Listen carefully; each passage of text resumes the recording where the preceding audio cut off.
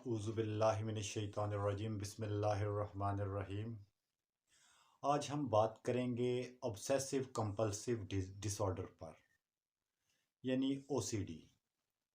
OCD क्या है, इसके असबाब क्या हैं और इसका इलाज क्या है। सबसे पहली बात है, हम जानेंगे कि ओसीडी है क्या। ओसीडी यानी ऑब्सेसिव कंपल्सिव डिसऑर्डर, ये अनवांटेड अनरीजनेबल थॉट्स का दिमाग में बार बार रिपीट होना, इसे ओसीडी कहा जाता है। यानी अनवांटेड एंड अनरीजनेबल थॉट्स। इंसानी ब्रेन के अंदर ऑर्बिटोफ्रंटल कॉर्टेक्स और मीडियल प्रीफ्रंटल कॉर्टेक्स का फंक्शन है कि स्ट्रेस एंजाइटी को कंट्रोल करना, मैनेज करना, अनवांटेड ख्यालात को कंट्रोल करना, खौफ को ख़त्म करना, स्ट्रेस को मैनेज करना, सेक्सुअल थॉट्स वगैरह, ये हमारे ब्रेन के अंदर जो है बाकायदा से कंट्रोल किए जाते हैं। इनकी फंक्शनल डिस्टरबेंस की वजह से हमारा ब्रेन कंट्रोल नहीं कर पाता।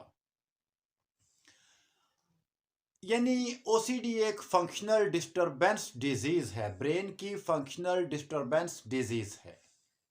ओसीडी में पहले नंबर पर हाइपर सेंसिटिविटी होती है, हसासियत बढ़ी हुई होती है, जिसके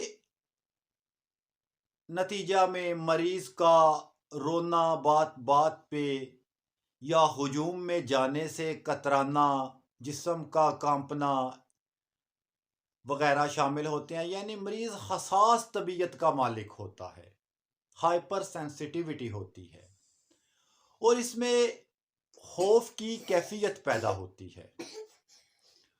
ओसीडी का मरीज में जर्म्स का खौफ, जरासीमों के खौफ की वजह से बार बार हाथ को धोता है,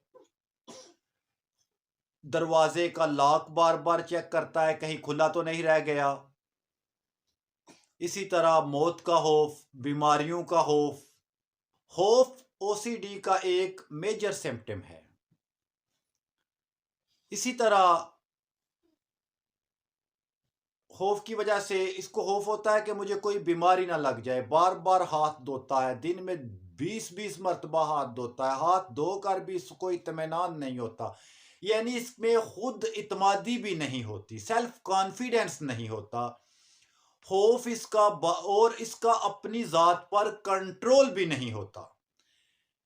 पहली चीज हाइपर सेंसिटिविटी, सेकेंड खौफ का पैदा हो जाना, थर्ड अपने ऊपर इत्माद का ना होना, तीसरी चीज अपने ऊपर कंट्रोल का भी ना होना। इसके काज के मुतालिक आज तक साइंस कोई ऑथेंटिक बात नहीं कर सकी। रिसर्चर्स की मुख्तलिफ राय है, जेनेटिक डिसऑर्डर भी इसको कह रहे हैं कि जेनेटिक डिजीज भी है। बाज़ कहते हैं कि ये इन्फेक्शन के नतीजा में पैदा होती है, लेकिन सिम्प्टोमेटिकली जब होम्योपैथी में इसको ट्रेस किया गया तो ये एक मियाज़मेटिक डिजीज निकली। और अल्हम्दुलिल्लाह होम्योपैथी में इसको सिर्फ मैनेज नहीं किया जा रहा, बल्कि इसका मुकम्मल शाफी इलाज मौजूद है। इसके इलाज में हमने 3 चीज़ों को मद्देनज़र रखना है। यानी पहले मियाज़म को हम डील करेंगे, मियाज़म को डील करने के साथ हम न्यूरोट्रांसमीटर्स को बैलेंस करेंगे, न्यूरोट्रांसमीटर्स के साथ बैलेंस करने के साथ साथ हम जो है इसके बायोकेमिस्ट्री को भी देखेंगे, तो मरीज मुकम्मल तभी शफायाब हो सकेगा। ओसीडी की ज़्यादा अलामात पर बहस करना मेरा मकसद नहीं है, क्योंकि बाज़ मरीजों में कुछ अलामात मौजूद नहीं भी होती और जो पुराने मरीज़ हैं उनमें काफ़ी अलामात मिलती हैं। लेकिन मैंने जो आपको मेजर अलामात बताई है, हाइपर सेंसिटिविटी, खौफ का मौजूद होना, रोना, हुजूम से में जाने से घबराना, बार बार हाथ को धोना, यानी हाथ को धोने में भी हमने खौफ को बताया, बार बार डोर को चेक करना, चीज़ों को तरतीब देना, ये सारी ओसीडी की अलामत है। लेकिन हमारा असल मुद्दा है इसको ठीक कैसे किया जाए, ये समझना कि इसमें कौन सा मियाज़म रोल कर रहा है। फंक्शनल डिस्टरबेंस में हम इसको इसको 3 कैटेगरीज में तकसीम करेंगे। सबसे पहले ये फंक्शनल डिस्टरबेंस। अगर फंक्शनल डिस्टरबेंस पे जाएं तो हम सबसे पहले साइकोटिक मियाज़म को देखेंगे, और अक्सर हमें जो है इसकी अलामत साइकोटिक मियाज़म में मिलती हैं। सेकेंड स्टेज में साइकोटिक और सफलाइटिक दोनों मियाज़मों की अलामत इसमें इकट्ठी यकजा मौजूद होती हैं। तीसरी स्टेज में सिर्फ सफलाइटिक मियाज़म पाया जाता है, यानी मियाज़मेटिक के तौर पर हम इसको जब डील करेंगे तो इसमें हमें इसका काज खत्म होता नजर आएगा, हमें यह रिकवर होता केस नजर आएगा। मियाज़म के साथ साथ अलामात को रोकने के लिए हमें न्यूरोट्रांसमीटर्स को बैलेंस भी करना पड़ेगा ताकि इसकी अलामत मैनेज होती रहें। सेरोटोनिन को बूस्ट करना पड़ेगा, ब्रेन की बायोकेमिस्ट्री को मद्देनज़र रखना पड़ेगा। यानी अगर दिमाग में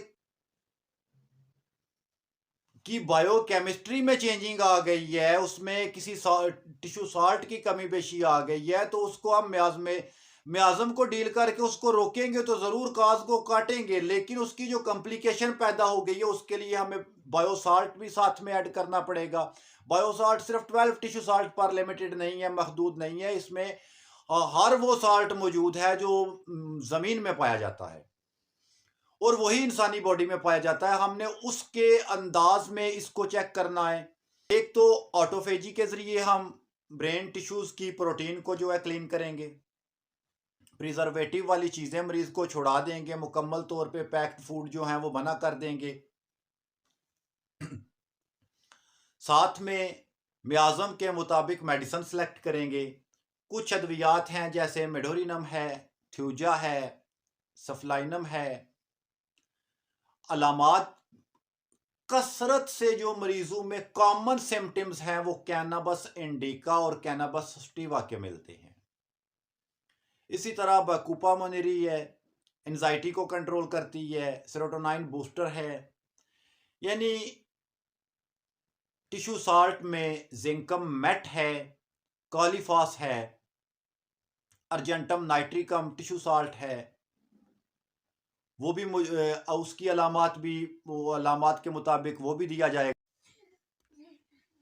मेरी इस वीडियो का मकसद डॉक्टर्स को अवेयरनेस देना और उनको एक नुक्ते पे इकट्ठा करना है कि ओसीडी बेसिकली मियाज़मेटिक डिजीज़ है और इसकी वजह से दिमाग के केमिकल्स भी डिस्टर्ब होते हैं और साल्ट भी डिस्टर्ब होते हैं। मियाज़मेटिक कॉज को ख़त्म करके साल्ट्स को और न्यूरोट्रांसमीटर्स ब्रेन केमिकल्स को बहाल करके मरीज को इससे निजात दिलाई जा सकती है।